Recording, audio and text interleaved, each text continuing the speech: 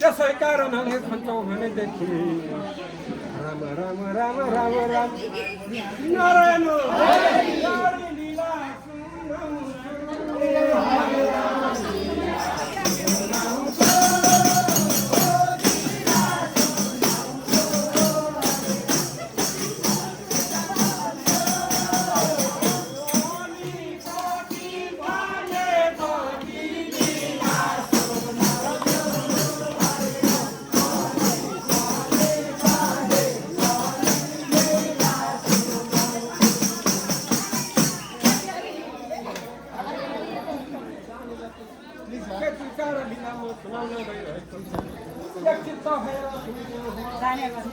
नाचिरहनु video कति बनाउनु भयो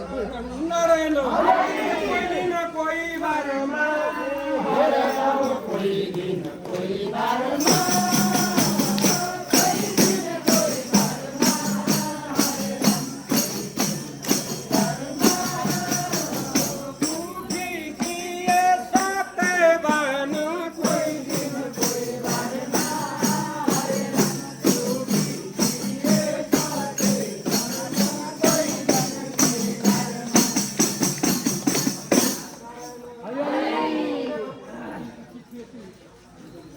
जङ्गलमा बस्ने तपाईँ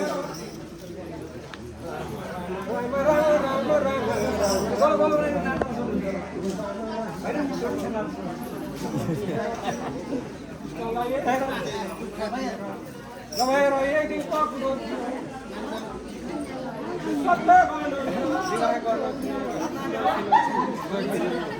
सत्यवती नाम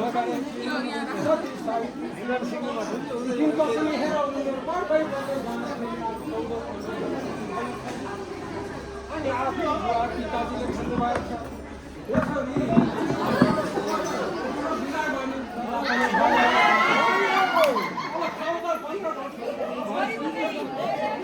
त्यसै कारणले अब हामीले खोजेर त्यसलाई ठिक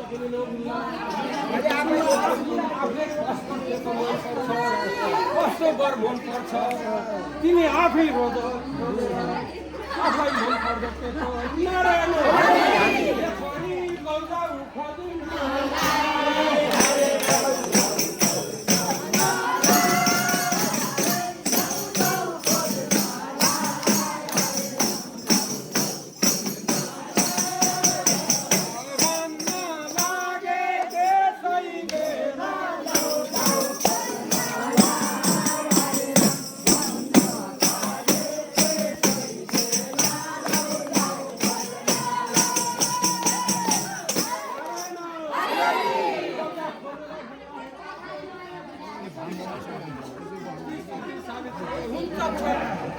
आफूलाई के त कस्तो मन लाग्छ म आफै खोज्न जान्छु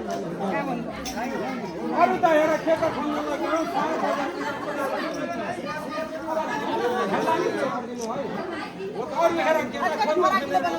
गाउँघर हेर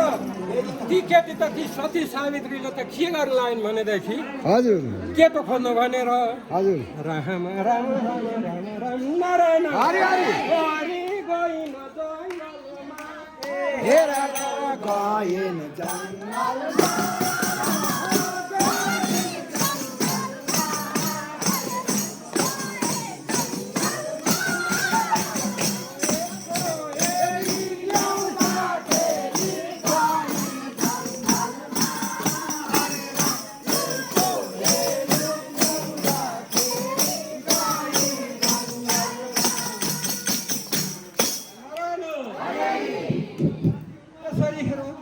जङ्गलतिर के तो खोज्नु भनेर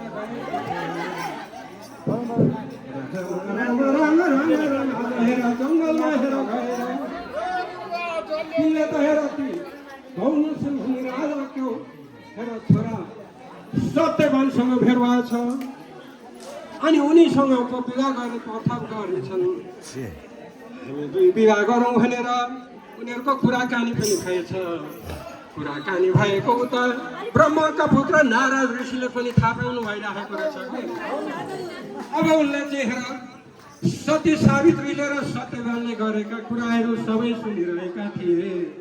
त्यसै कारणले उनीहरूको कुरा सकेपछि नारद ऋषि पहिले फर्केर घरमा आएर उनका हेर बुवासँग नारद ऋषिले भन्न लागे, ए हजुर हेर्नुहोस् न तपाईँको छोरी सती सावित्रीले त कस्तो रोन्दै नहुने केटो पो रोजी छ। अब भनौँ भने के भन्नु भन्दाखेरि कस्तो रोजी छ भन्दाखेरि के भन्नु तिनको त आयो पनि छैन, वर्ष दिन पनि बाँच्नु गाह्रो छ, लगभग वर्ष दिन पनि त्यस्तो अब मेरो बिन्ती लाग्छ यदि फलादेखि के त कुरा गरिदिनु हुँदैन भनेर राम राम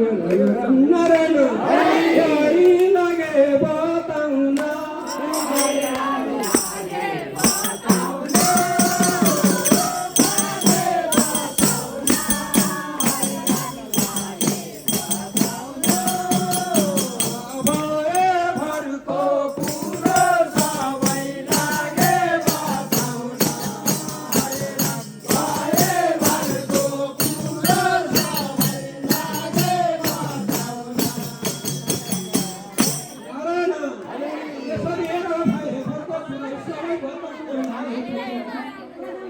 अनि हेरती सती सावित्रीले छेउबाट सुनिरहेकी थिइन्। नारदले भन्दा भन्दै सती सावित्री टुप्लुक्क कहीँ नजिक आइपुगिन्।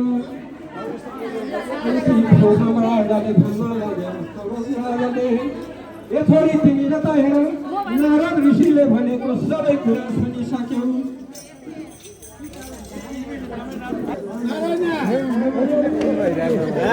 मेरो त मेमोरी नै